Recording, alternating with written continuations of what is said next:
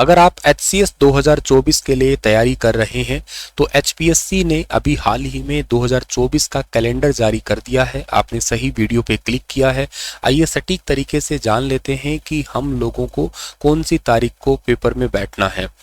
देखिएगा, ऐसा है कि HPSC का एक एग्ज़ाम नहीं है कि HCSC करवाता है, ये PGT के एग्ज़ाम भी होते हैं इसके अंडर। तो PGT के जो बहुत सारे सब्जेक्ट है, जैसे मैथमेटिक्स है या फिजिक्स है या केमिस्ट्री, इकोनॉमिक्स है, उन सभी सब्जेक्ट के लिए भी पहले से ही तारीख तय कर दी गई है। जेल सुपरिटेंडेंट है, इलेक्शन तहसीलदार है, इन सभी के लिए पहले से ही तारीख तय कर दी गई है।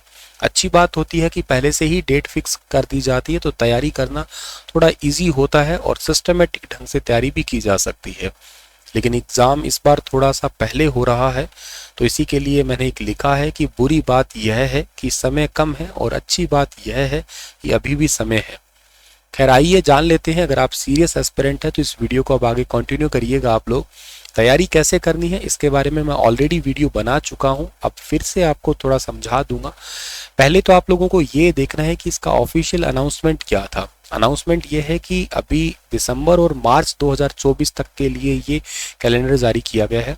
मतलब दिसंबर 2023 से पेपर स्टार्ट हो रहे हैं और मार्च 2024 तक ये चलने वाले होंगे, जिसमें पहला एग्जाम ये मेडिकल ऑफिसर ग्रुप ए के लिए ले रहे हैं, जो 10 दिसंबर को होने जा रहा है। वर्ल्ड ह्यूमन राइट डे के दिन ही ये एग्ज़ाम हो रहा है। PGT फिजिक्स, अच्छा, ये 16 और 17 दिसंबर को हो रहे हैं PGT के एग्ज़ाम, जिसमें फिजिक्स है, केमिस्ट्री है, इकोनॉमिक्स है, बायोलॉजी, हिंदी, इंग्लिश, इसके अलावा कॉमर्स, मैथमेटिक्स, हिस्ट्री, ये सभी एग्ज़ाम जो है ना 16 और 17 दिसंबर के दौरान ही हो जाएंगे। मैथमेटिक्स भी है, हिस्ट्री भी है।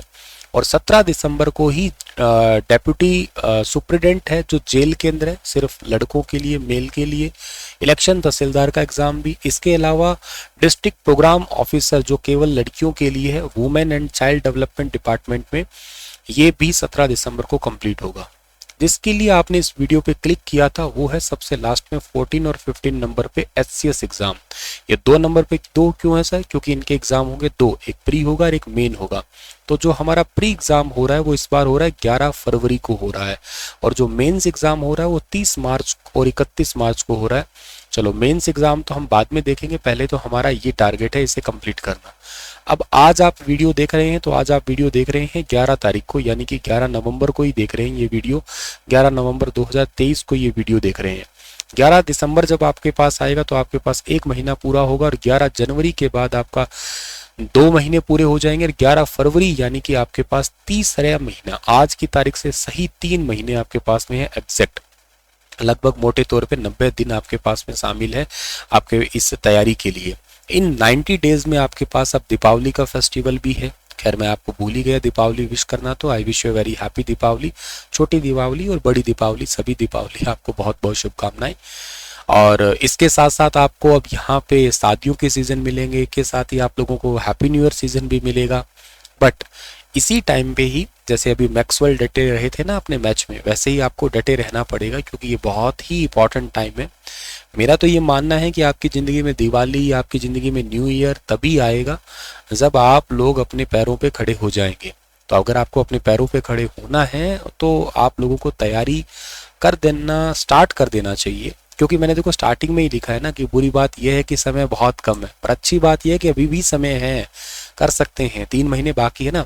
सर मुझे तो कुछ नहीं आता है, तो कोई क्या हुआ, आप स्टार्ट तो करिएगा, कुछ तो करिएगा, कदम तो रखिएगा। अगर शुरुआत करेंगे तो कहीं ना कहीं प्रयास आपका सफल होगा, और अगर प्रयास में कमी रही तो कोई बात नहीं, अगला मौका फिर मिल जाएगा। लेकिन हाँ, प्रयास करने में आपकी कोताही नहीं होनी चाहिए। अब अगर इससे भी आगे वीडियो आपको कंटिन्यू करना है तो ये वीडियो अब होगा किन के लिए, जिनको ये जानना है कि इस पेपर में आता क्या है। वैसे तो मैं वीडियो अलग से बना चुका हूँ इसका, लेकिन इसी के साथ थोड़ा अटैच कर रहा हूँ, इसको ब्रीफली बता रहा हूँ। मैं प्री एग्जाम बता रहा हूँ फिलहाल के लिए। प्री एग्जाम जो होते हैं ना, इसके अंदर आपके 2 पेपर होंगे, 200 नंबर के होंगे, मॉर्निंग और इवनिंग शिफ्ट में होते हैं, और एक ही दिन में ये पेपर होते हैं आपके। पहला पेपर जो मॉर्निंग में होगा, पहला पेपर वो आपका GS का पेपर होता है, जनरल स्टडीज का, जिसमें 100 मार्क्स का होता है। और सेकंड पेपर आपका होता है सिविल सर्विस एप्टीट्यूड टेस्ट का, यानी कि CSET जिसको बोलते हैं, उसमें भी 100 मार्क्स ही होते हैं एक्चुअली। इस 100 मार्क्स वाला जो सेकंड पेपर है ना, ये आपका कट ऑफ के लिए नहीं है एक्चुअली। ये पेपर आपका होता है किसके लिए, जस्ट फॉर आपने क्वालिफाई कर दिया है। यूँ मानो कि 100 में से आपको केवल 33 नंबर लेने हैं, बिलीव मी आप ये नंबर ले लेंगे। आपको तैयारी अगर थोड़ी सी समझ है ना आपकी इस लेवल की, तो आप ले लेंगे नंबर, मतलब आपको एक्स्ट्रा एफर्ट नहीं डालने पड़ेंगे। अगर आप PYQ खुद पढ़ेंगे तो आपको समझ में आ जाएगा। हाँ, ये थोड़ा है लेंथी, प्रैक्टिस तो मांगता है इसमें, तो ऐसा तो नहीं कहा जा सकता कि बिना प्रैक्टिस ही हो जाएगा, लेकिन हाँ कर सकते हैं इसमें। ऐसा नहीं है कि 33% आप मार्क्स ना ले पाए, मतलब 100 में से 33 नंबर ना ले पाए, ऐसा नहीं है। हाँ, मजे की बात यह है कि अगर आपने 33 नंबर नहीं लिए ना, तो आपका ये पेपर भी चेक नहीं होगा, ये पहले देखा जाएगा। अगर आपने ये क्वालिफाई किया है तो ही वो इस पेपर को देखेंगे। भले ही आपने ये पेपर बहुत अच्छा कर रखा और इसमें अगर आपके नंबर आपके 32 आ गए तो ठीक है, जयराम जी की होगी आपकी, फिर यहीं पे लंका लग जाएगी। तो इस बात को थोड़ा सा ध्यान रख के चलना है। तो मतलब ऐसा भी नहीं है कि आप बिल्कुल ही नहीं आपने किया है इसको, प्रैक्टिस एक भी क्वेश्चन की नहीं की है और फिर आप ओवर कॉन्फिडेंट होकर एग्जाम में जाएंगे, तो वो रिस्क लेने वाली बात है।